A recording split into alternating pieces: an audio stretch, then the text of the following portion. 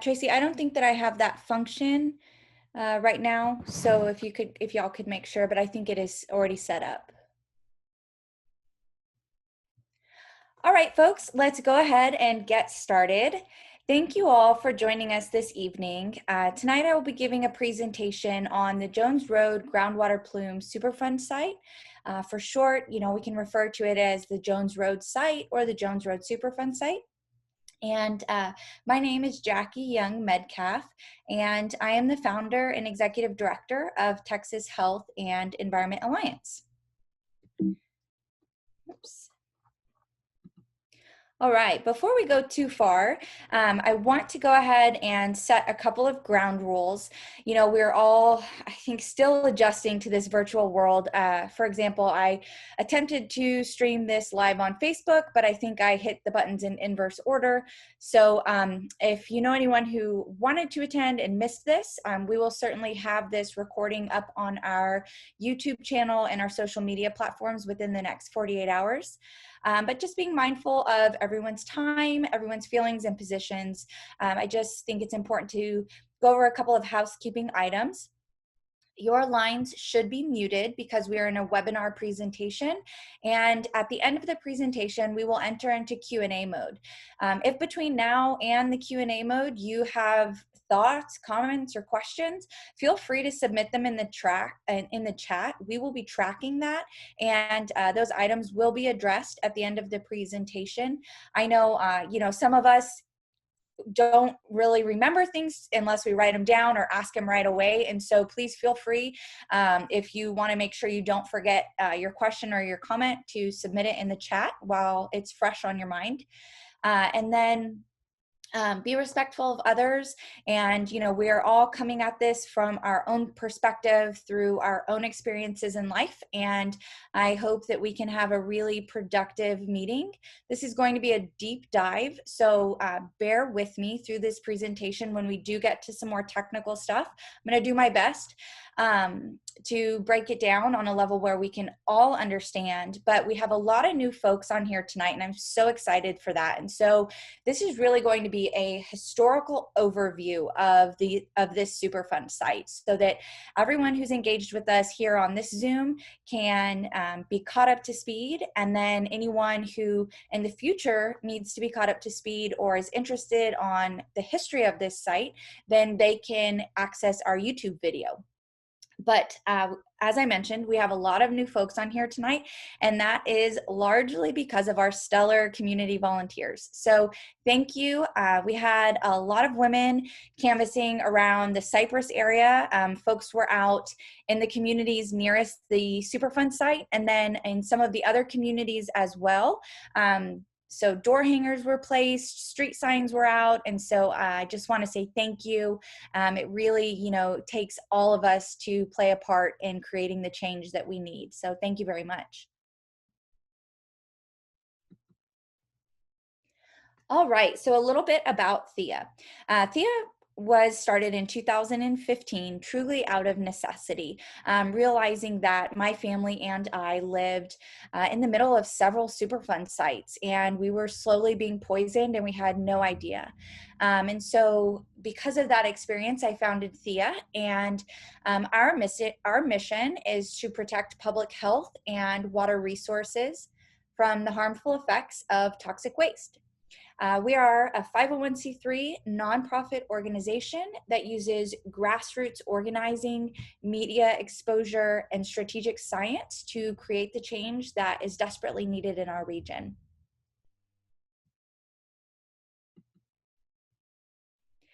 So prior to starting Thea, I was involved with Superfund and the public process for many years before that. So I've really been working with the EPA and the Superfund process for about 10 years now.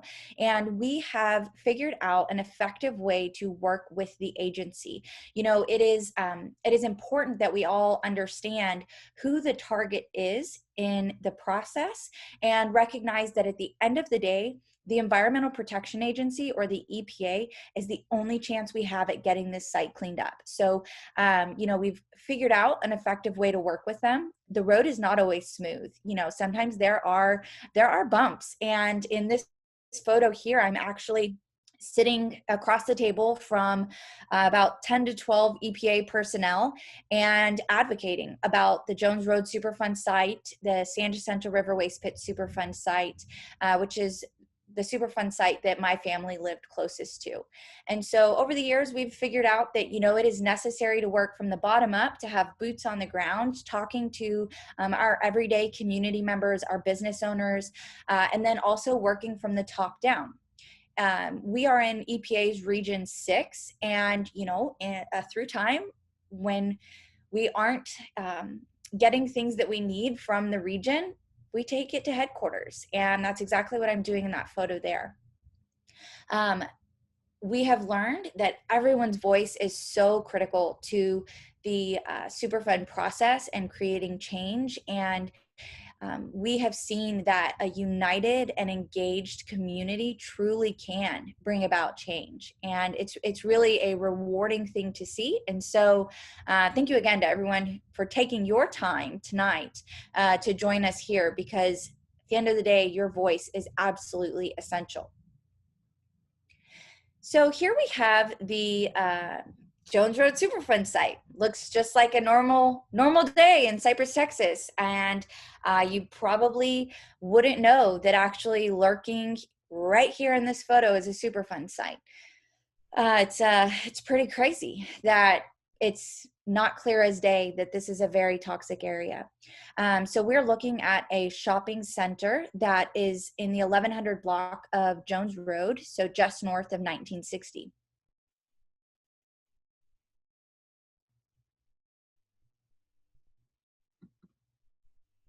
Okay, so the Superfund process is a long and arduous process.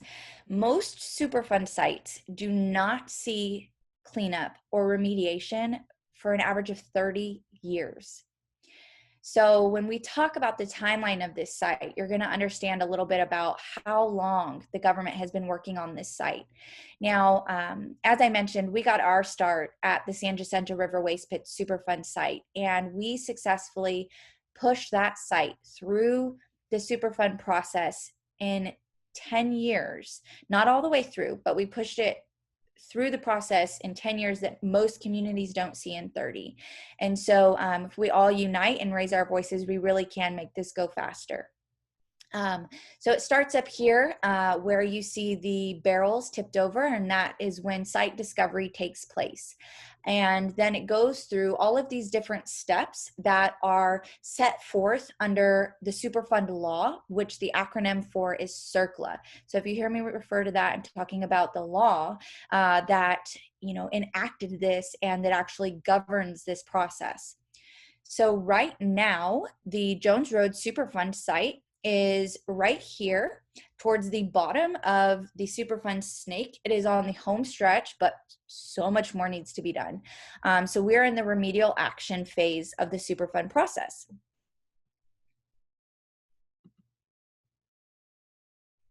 Okay, so a bit of a high-level view of further about where this site is located. In this presentation, when you see any snips or screens that are this teal color, that means I got that exact shot from a PowerPoint that the EPA shared with me this past summer. So I like to believe we have a good working relationship with them, and they were unable to come to town and give a public presentation because of the pandemic. And so they shared with me a presentation that they would have given had they been able to come to town. So as you can see, the red arrow here points to the Jones Road Groundwater Plume Superfund site, and it is just northwest of the Beltway and just north of 1960 on the east side of Jones Road. So a fact, not necessarily a fun fact, but a fact here is that this is actually one of the only orphan Superfund sites that the US EPA is currently working on and allocating federal dollars to clean up. So an orphan Superfund site is a Superfund site that does not have a responsible party. We know who created this Superfund site, but they filed bankruptcy, and they're not a viable entity for the federal government to go after to have them pay for this cleanup. They did provide some funds to the agency, but it was, I believe, less than $200,000, and this cleanup has already costed millions. So this EPA administration has aggressively gone after cleaning up Superfund sites. I know you don't hear about that in the press, but they have done a stellar job at pushing sites through the Superfund process. And this is one of less than 10 orphan Superfund sites in the nation that they are allocating federal dollars to. And, you know, I'm just glad that they are. I'm thankful that they are. All right, so how did this happen? Well, Bell Dry Cleaners operated in the corner shopping unit of the shopping center from 1988 to 2002, and they dumped their dry cleaning solvents out back. They literally would just go out back and dump their dry cleaning solvents, and they would also go and dump them down the stormwater drain.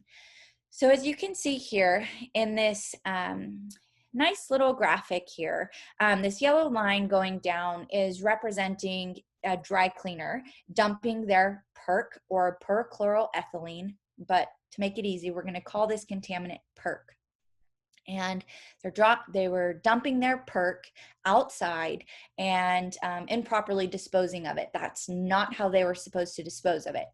And it made its way into the ground and eventually into the groundwater system. Then looking at this next graphic, what happens is the PERC can travel with the groundwater. And so not only does it create contamination within the groundwater system, which can then be pulled up as shown here from a groundwater well and into a home or a business, but these types of chemicals also emit as vapors and can migrate up through our subsurface or below ground and into buildings. These types of chemicals can fairly easily migrate through cement slabs. So it's definitely something we'll talk about later in this presentation about the concerns for indoor air exposure.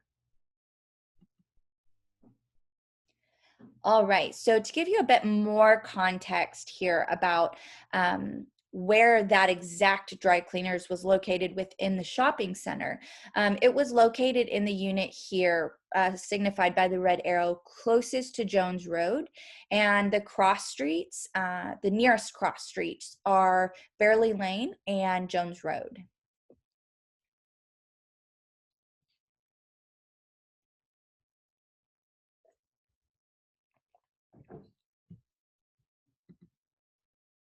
Okay. So I'm not a fan of text-heavy slides, but some slides will be text-heavy, unfortunately, just to really try to get you guys the best information. So in 2003, this site was listed on the EPA's National Priority List. Sites are listed on that list if they present an imminent threat to public health and or the environment.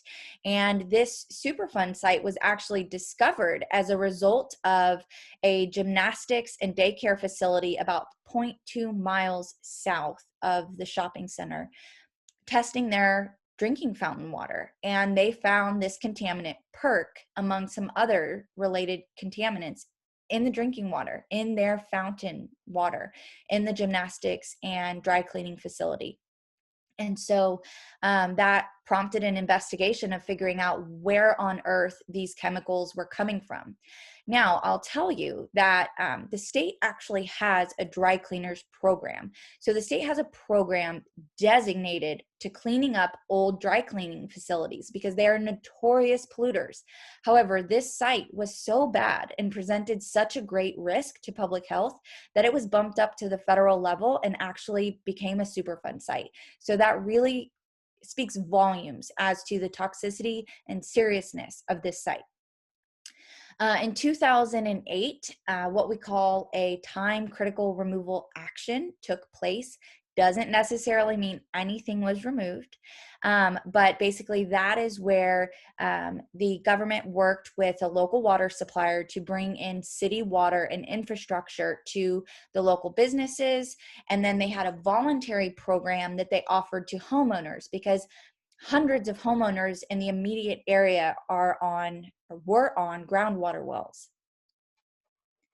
And at this time, the site was under the state's Superfund program, and then it was fully taken over by the federal government in 2010, where a record of decision was signed, and they completed a bit of remediation, but it was not moving quick enough. Basically, when the EPA took over the site, what the state had done was estimating that the cleanup alone was going to take 30 more years. And so what they were looking at and what they were doing really wasn't working. And so the federal government said, no, we really need to look at this a little bit more. So during 2010 and 2017, they did what is called bioaugmentation. And that is where they injected specific compounds into the groundwater system that break down the chemicals. And so they had some success with that, but it wasn't moving full steam ahead like they really needed it to. And so in 2017, they amended the record of decision, and that is what we're operating under today. And we'll definitely talk much more about that.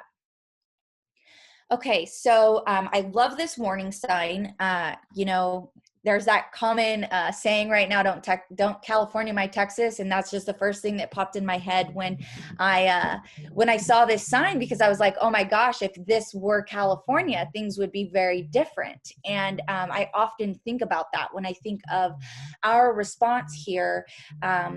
For these contaminated sites, because even though it's under a federal program, you often see the federal government leaning on those state regulations. And so here you see a warning sign that says this area contains tetrachloroethylene, perchloroethylene, which is PERC, a chemical known to the state of California to cause cancer, birth defects, and other reproductive harm.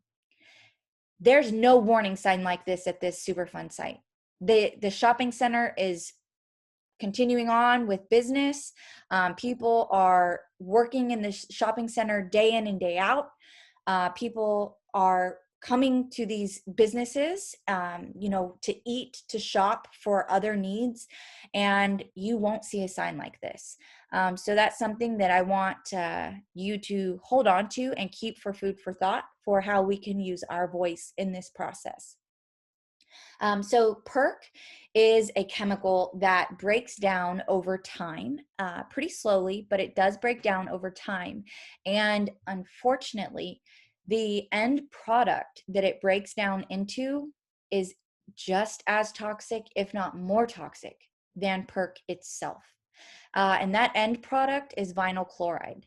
We know quite a bit about vinyl chloride and the impacts on public health because of industrial accidents that have happened through time. So typically we learn about what a contaminant means to public health through lab research. And there are certain chemicals, vinyl chloride being one of them, where these major accidents happen, and 10, 20, 30 years down the road, we learn about the adverse effects that the people in those accidents experienced. And actually right here in Houston, it might have been 40 or 50 years ago by now, there was a major vinyl chloride explosion. And so leaving this chemical for nature to take its course is not an option. Okay, what's contaminated? The soil. The soil is contaminated beneath and around the property. The outdoor air is contaminated, in my opinion, and that can really vary through time what is in the air. That can depend on, obviously, the wind, can depend on things like humidity, the temperature outside, really a lot on the meteorological things going on. At any given time, if you were to sample the outdoor air or even the indoor air, you could get a different reading based on a variation of those parameters. The indoor air in the shopping center is also contaminated. We'll talk about what we know about that and what has been done and what we need to see done by the EPA.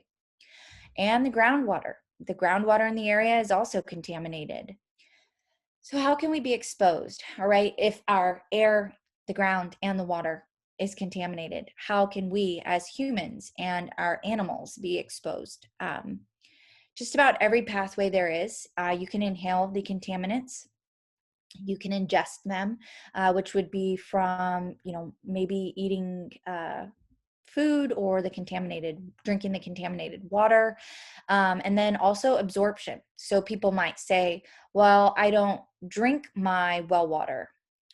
Well, uh, you still probably bathe in it, and you still probably wash your clothes in it, and not to mention the possibility of a gas. And so it's something that we have to make sure every stop is taken to prevent exposure to public health. This photo here was taken a few years ago when we worked with Rice University's Civics Center for Civic Leadership. And this group of young, eager students went door to door in the communities nearest this Superfund site. And we're standing there in the parking lot, prepping them for their door-to-door canvas. And as we were doing that, as you can see in this photo here, children started filing out of one of the businesses, and they'd set up cones in the parking lot, and we're having the kids run around the cones. And so we told the state health department that there must be a daycare in this shopping center. And it was incredibly concerning because children are our most vulnerable population. And not only that, with the chemicals potentially coming up from the ground, children are lower to the ground and they respirate at a higher rate than adults do. So they are more likely to receive a greater exposure, say right here in this photo, than these 18 to 20 something year old students that we're standing here talking to. The state followed up on this, and all of the businesses denied operating a daycare in this center. All right, so we're going to go through and talk about all of the different types of our environment that we know are contaminated with this, and talk about, what we know and what we don't know. So first, looking at the soil vapor, we have a bird's eye view right now of this shopping center, and you are looking at an attempt to outline the soil vapor contamination for PERC. This is not looking at all of the chemicals, this is PERC alone. And as you move from green to red, that means your concentrations of PERC in the soil vapor is getting higher. So what is soil vapor, right? So if you can think of sand or little pebbles in between in the grains of sand, or in between, say, little pebbles, there's little air pockets. And when these chemicals migrate up, they migrate through those little air pockets, and that's soil vapor. And so looking here, the blue dots are monitoring wells, and there are many monitoring wells in the area immediately around this shopping center. But then you also notice you cross the road and you're getting closer to the Ace Hardware. I think that's really a easy spot for all of us to think of. I think most folks really like Ace Hardware, and so, or we all need, a hardware store now and then. So like this one right here is actually getting much, much closer to that facility, to that business there. And then there are some more west of here. And as you can see here, I'll just note this intersection of Bearley Lane and Jones Road, just for perspective purposes.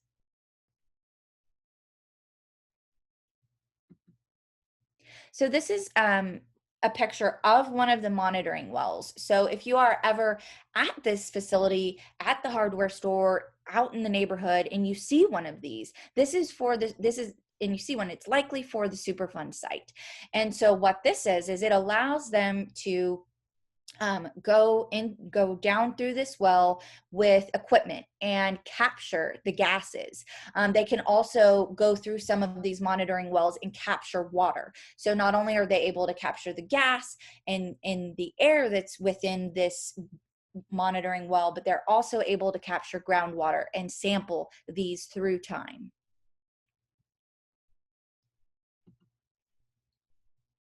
Okay, so looks very confusing, but what I want to direct your attention to is one, let's note the shopping center. So you can see here this upside down L, and that this is the area where the dry cleaner was located. And so a soil vapor extraction system was constructed and implemented. And basically what they did was they drilled vertically down into the earth, and then they went out horizontally. And so that's what these darker lines are representing, is these are different points where they drilled down vertically, and then the solid line is showing you where they drilled horizontally. And if you follow that around, let's see, here's my cursor. If you follow that around, it swings through this far side of the parking lot, and it enters into what is behind a chain link fence out back behind, I believe the dog groomer is on that side of the building. And so there's a chain link fence there. And that is the soil vapor extraction filtration unit. And so it goes through a series of filtration, several stages of filtration, and then once the air reaches the point where all of the contamination should have been filtered out, then that remaining air, which should be clean in theory, is vented up into the outdoor air. I do have some folks on my technical team who are very experienced with this, and what we've seen so far, it does look like this is an adequate system. However, where it can get caught up is, like most things, the details, right? How often are they changing the filters? If a filter is full to capacity, it really serves no purpose, because then it's not doing its job. So we're always making sure that we stay on top of these types of details and looking at these frequencies.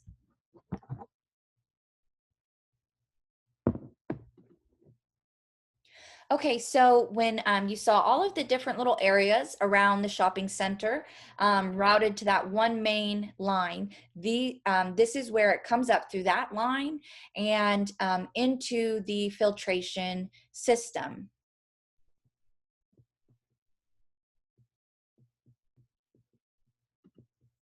Okay, so there's the chain link fence that I mentioned. And as you can see, this is quite extensive. It really, really is, it looks like a high-tech operation, but it's a pretty basic system when it comes to the filtration and this type of process. It's something that is used time and time again.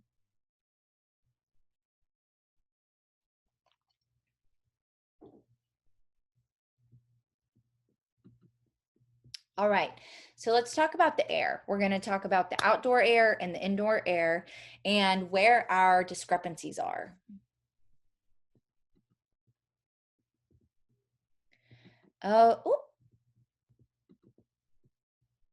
Okay, so here we have a table. And so I am showing you this table because there's no outdoor air standard. So when there's not a standard, it's easier for things to go under the radar. When there's not a standard that says at this level in outdoor air, adverse health effects can happen. Entities can say the outdoor air is safe legally, right? Because there's no standard. There's nothing showing, okay, at this level, it's unsafe. And how do we stack up to this level? There's no standard here. So what we did is we looked at what other states have for their standards, because this is one of those instances where the EPA is leaning on state. And our standards, if we have them, are not always the most protective in Texas. Okay, so looking here, this column here is showing you the results for the outdoor air sampling from 2015 to 2018 at the shopping center outside of the building. And so for PCE or PERC, you had 4.21 micrograms per meter cubed. And anything you see here that's highlighted in this pink purplish color is above, the standard for those states is above what was found in the outdoor air. So to some, it could be understood that there's a problem. Okay, so looking across, wow, California's standard is only 0.46, and we had 4.21. I know these numbers sound small, but these are very toxic compounds that we're dealing with. And so I firmly believe there is room for concern for the outdoor air. EPA region feels a little differently than that. So it's an item that we need to absolutely continue formulating our position on and our advocacy on. Look here, before we go to the next one, just something that caught my eye. Back to that vinyl chloride, how I mentioned how vinyl chloride is the end product, the end chemical that PERC breaks down into. And I mentioned that it is as toxic, if not more, than PERC. And to speak to that is the difference in California's standards. So 0.46 is the standard for PERC, whereas vinyl chloride is 0.0095. That's a pretty significant difference. And again, found in the outdoor air greater than what California believes, based on data, based on research, causes adverse health effects. Okay. Again, very text heavy, but I'm going to walk you through it. So we're talking about the indoor air now. This is a huge item. I believe this is one of the greatest risks right now with this Superfund site. So in 2015, the PERC chemicals were tested for in the vapor that sits below the shopping center's cement slab. So why is that important, right? So these chemicals migrate up through ground, and then they hit a barrier, which is a cement slab, and they can harbor there under that cement slab until they find either a crack in the slab or just the right place to make their way up through that cement slab. And so it's important to test the sub-slab vapors, because it's an indicator of what is going to be coming into that building. That's the next step, right? Is into that indoor air. And once it's in the indoor air, it can harbor in there, and it doesn't break down too quickly in there. It can recirculate through the air conditioning system, and it becomes a very, very serious thing. So in 2015, the tests that were taken exceeded, the risk levels for indoor air. There are standards for indoor air. So in 2017, they were sampled again, and there was a significant increase. So in 2017, the subslab as well as the indoor air were both sampled again. And they found between 144 and 269 micrograms per meter cube of PERC. But the risk level, which is what anything above that is known to cause adverse health effects, or can, is 41. So in the indoor air, they found between 144 and 269, and anything above 41 is unsafe.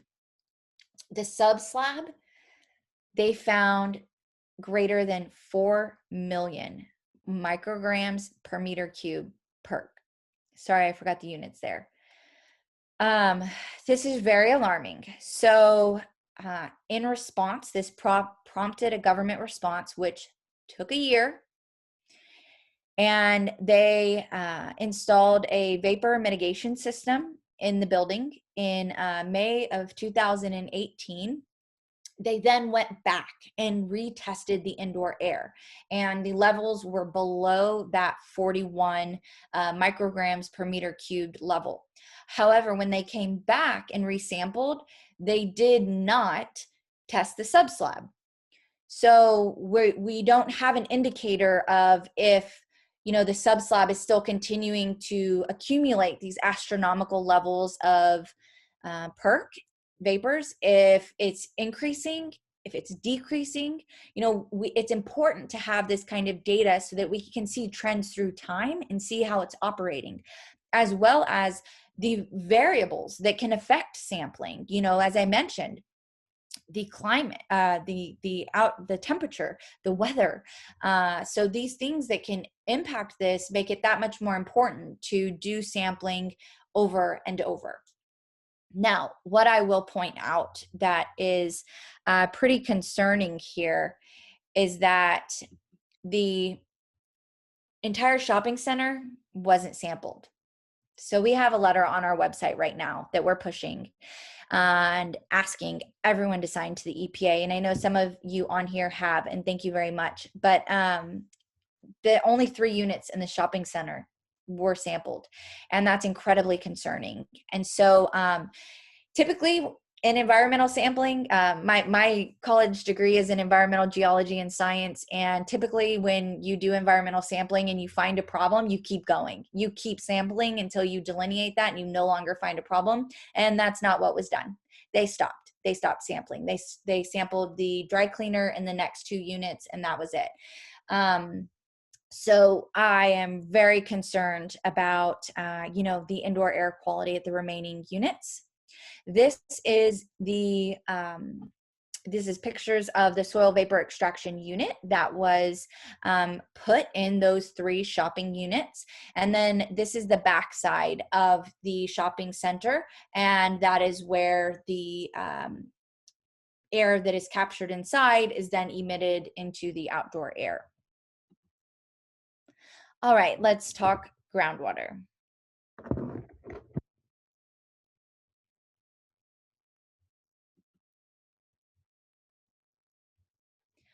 All right, so we are looking at an overhead view of the shopping center here, again signified by this black L, as well as the parcels around it. So you're seeing here not only residential properties, but you're also seeing businesses, and the businesses have city water piped to them. They, within this red dotted line, the businesses all received infrastructure. However, the homeowners received a notice that they could go on the city line, but they were not required or forced. So this red dotted line indicates a restriction on groundwater wells. There are not supposed to be any new groundwater wells drilled within this area. Unfortunately, not everybody follows the laws and regulations. And it's my understanding, thank you to the recent door-to-door efforts, we received information from a resident who has reached that groundwater wells are still being drilled in this area. So we literally just received this information yesterday. So we are chasing this down and trying to get to the bottom of it and figure this out. I don't have a really cool colored map for the groundwater like we had for the soil vapor. So what we have for where the plume of contamination in the groundwater is this little blue line. Okay, so to give you context, the northern part of this blue line is just south of Wood Edge. To the west, it almost reaches Possum Hollow Valley. To the east, there's the forgive me if I mispronounce this, the Salea. I really feel like I'm mispronouncing that, so sorry. Supermarket, and to the south is just to the intersection of Jones Road West and Jones Road. So within this area, and many of these are residential homes. Within this area, it is known, the groundwater is known to be contaminated with perchloroethylene. And, you know, we see shallower groundwater contamination as well as deeper groundwater contamination. When I say deeper, I'm talking like 200 to 400 feet. Okay, so now what we're looking at is that voluntary component for the groundwater wells and the residential areas. So the parcels here are that went on the public water are blue. So if any of these little squares or rectangles are blue, it means they accepted the federal government's option to shut their well down, to cap their well, and go on city water. The parcels in orange are places that did not connect to the city water. So those are parcels that are still today served by groundwater wells. And so it makes up, it's nearly split 50-50 for who was reached and went on the groundwater, or and who went on the city water, and who was reached and chose not to. Now, why does this happen? You know, I believe that this happens for a couple of reasons. One, if a parcel here in this red restricted area isn't colored blue or orange, they were not reached. So that's a lot of people that were not reached. And that can happen for different reasons. You know, many of these homes have fences around them. The government can't go through the fence. They have to stop at the fence. You know, maybe the person wasn't home. They didn't get back to the agency if there was a number left on the fence or at the door. And then a lot of people think, you know, my water tastes fine. I feel fine, even though they may not. And they think, you know, I've lived here all my life, or I've lived here 20 years. I think I'm fine. Why would I want a water bill? And really, you know, the answer is that it's a slow poison, and there's a daily dose that could be coming through. And, you know, historically, the groundwater has been pulled to the west from the dry cleaner, and that's how the plume of contamination migrated under this neighborhood. However, the general groundwater flow direction in the area is south to southeast, but due to the booming Cypress area and demand there for groundwater, it was pulled to the west. So speaking of, this is from the Houston Galveston area subsidence district, and I want you to focus your eyes on the blue area 3. So this area is the zone that the Superfund site is in and that Cypress is in. And we have goals here for the area over time, backing down their groundwater usage, but it's always going to be supplied somewhat by groundwater. So that means even our city sources, right? Even our public suppliers. If you say, oh, well, you know, I get my water from this entity. Well, they are still supplying a percentage typically of groundwater. And, you know, that can vary with storms, and really the mixture there varies. It's not every day, you know, the same percentage groundwater, the same percentage surface water, but the goal is by this year to reduce groundwater pumpage by 70%. So that means have 70% surface water. And I'm sure many of you who pay a water bill know about the plans with Lake Houston and have felt that. And then, so that's 70% surface water, 30% groundwater. So it's critical that this groundwater gets cleaned up, because those of us who live in the area are always going to need to rely on this water source. It's very, very important, not only just for, you know, these homeowners who live above the plume to get this site cleaned up, but really for everybody. Okay, so what could this mean for public health? Short-term exposure to PERC can cause things like dizziness, headaches, confusion, nausea, or difficulty walking. The long-term exposure, though, even if it's a very small dose each day, or a small dose through time, can result in things like cancer, reproductive harm, liver and kidney damage, and nervous system damage. And those are just some of the things that, you know, we firmly understand to be associated with PERC to vinyl chloride exposure. So something interesting is that, you know, PERC does not stay in the body very long. It leaves the body through our lungs and our urine. But with repeated exposure, it can build up in our fat tissue. And even if you think, okay, well, you know, I don't have a lot of fat. Well, we all have a fair amount of fat because all of our organs are lined with fat cells. And so, you know, it's those little intricate places that this stuff could reside if one were to receive a slow dose through time.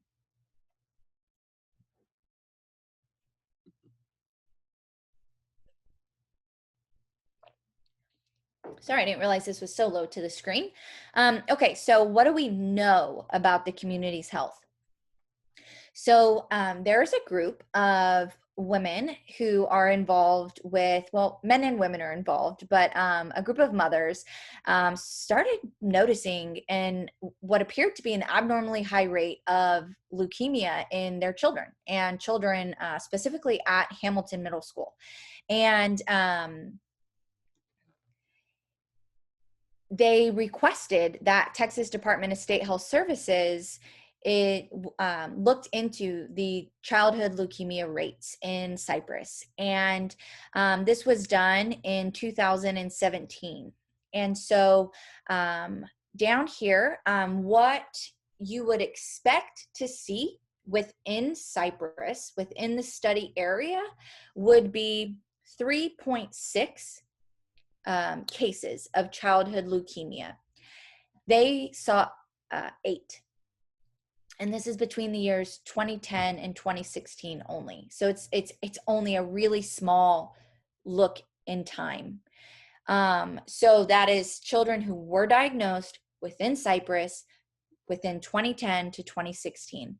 And so if you're looking at, okay, they expected to see, based on the state's average, 3.6 cases, and they saw 8, that's over twice the expectancy. By definition of the CDC, the Center for Disease Control, that's a cancer cluster. Again, our children are lower to the ground. They respirate at a higher rate. It's not as easy to make excuses for them. They don't often move as much as an adult, and they also don't often have the lifestyle things that adults could have that could contribute to disease.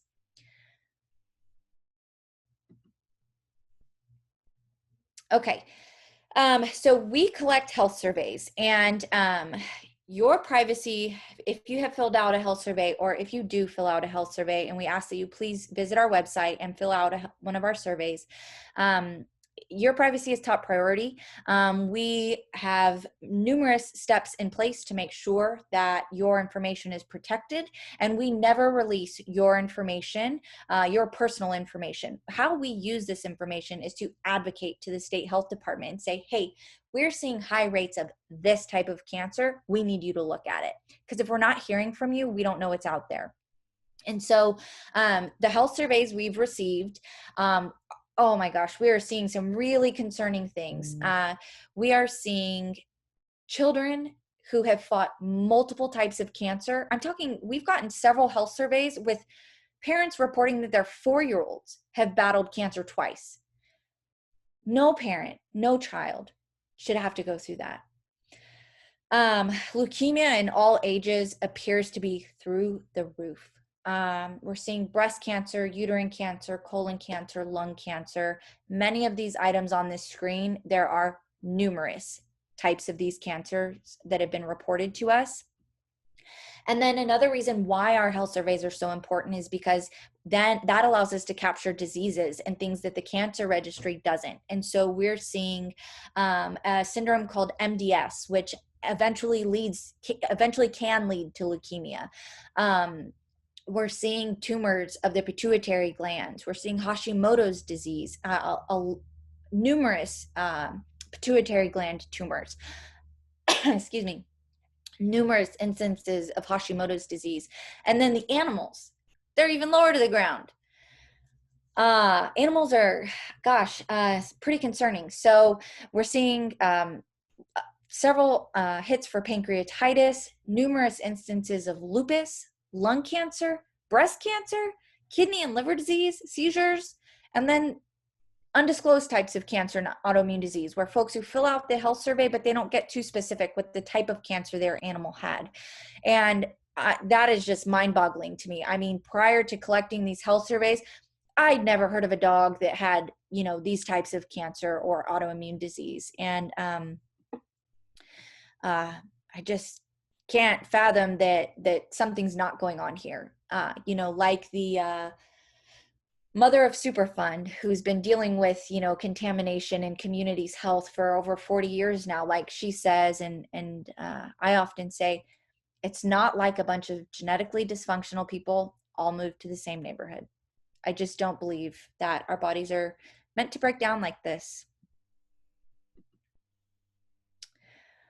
I am an avid animal lover and dog mom. That's my boy there on my wedding day. And so why it's important to fill out our health surveys. One is we consider animals, right? So there's not a database, you know, that the state keeps to look at the health of animals. And they can be really, really important indicators at what's going on. And then the Texas Cancer Registry has numerous limitations. For one, it's limited by time. If you notice in that leukemia study, they only looked from 2010 to 2016. Why they chose those date ranges, I don't know. But the registry has data from 1995 to 2016. But the cancers are entered into the registry at the location of diagnosis. So if someone moves away, someone lived here for 30 years and then they move away and they get cancer, it's going to be entered into the database where they moved. So it's not a true capture of what has happened through time. And then also how data is retrieved. For example, we ask that you are as specific as possible when it comes to telling us about your types of disease, because we could look at maybe the type of breast cancer and get it down to a very micro level, or the type of leukemia. For example, we're seeing a lot of people report that they have lymphoblastic leukemia, or their child does. And so it's very important that, you know, we have as detailed of information, because the state cannot go into the Texas Cancer Registry and pull all of the types of cancer for a geographic area. One would think that they could go into this database and blanket an area and pull all the types of cancer that have been diagnosed in abnormal rates for this area, but they can't. They can only go in per cancer type. So if we don't tell them, hey, we need you to pull uterine cancer rates, they could give us a report that has colon cancer, breast cancer, leukemia, lung cancer, but uterine cancer might be out there in an abnormally high rate, and we're not going to know it because we haven't asked them to pull that. So that's why our health surveys are so important, because we're going to be going to the state and asking them to do a cancer cluster investigation, and we need to have as conclusive of an idea of the community's health as possible.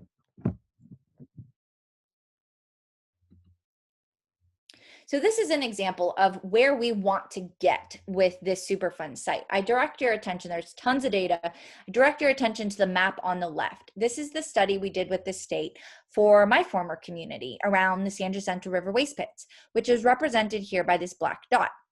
This area is broken down into census tracts, or smaller geographic areas. And each area that is highlighted in red had an abnormally high type of cancer. Many of them had multiple types of cancer that were abnormally high compared to the state average.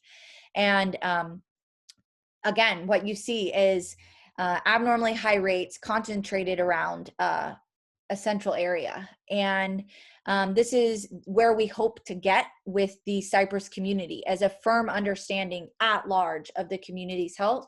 And we need your help to get there. All right, so moving forward, I recognize we're getting towards the end of the scheduled Zoom session. I'll stay on as long as we need to answer your questions and concerns. But if you have to hop off, I understand. I do apologize. There's just been a lot of new people on here tonight, so I wanted to make sure that we covered all of the ins and outs of this Superfund site. So the path forward for the EPA, they are willing to test more private groundwater wells. So if you know someone, or if you are someone who lives within that area that is known to be around, above or around the plume, the EPA will test your well. And so please feel free to reach out to me or to the EPA. I'd be happy to put you in touch with them or to exchange information. Also, the SVE system, or the soil vapor extraction system, is ongoing. It's expected to complete by this next summer, but I think that the problem is not going to be solved by then. I think it will go on longer than that. So we shall see. It is ongoing. It is extracting as we speak. We need all indoor air sampled at the shopping center. The agency has not agreed to this. I had a meeting with EPA headquarters maybe 2 weeks ago, and I asked them for this, and I followed up with an email as well, and let them know that this is unacceptable. You've got to continue going suite by suite in that shopping center and testing the indoor air. It's imperative for the people who work there and the people who visit there. Now, we need institutional controls implemented and enforced. Institutional control is a type of restriction, like the groundwater well restriction, that obviously we're learning people are still digging new wells in this area. That's not supposed to happen. We need this enforced. And then we need the deeper groundwater enforced. The soil vapor extraction system is only addressing the vapors in the soil and the very shallow groundwater. It's not addressing what's deeper, 100, 200, 300 feet down in the subsurface. So on our end, the path forward, we will continue advocating for items that have not yet been addressed by the EPA. Continue doing our best to understand the technical data. We recently received about 400 documents from the EPA in a Freedom of Information Act request, and we have been diligently combing through this data, and we've made great progress, but we'll still continue going through the data and more as it continues to come in. And then we're going to look at the ability for the EPA to cap all wells. Like, why are people given an option? I don't know.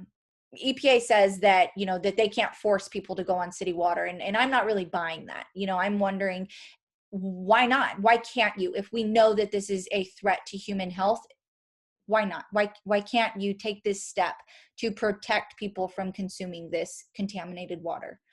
And then moving forward, like I said, we will be looking at doing a cancer cluster investigation with the state health department.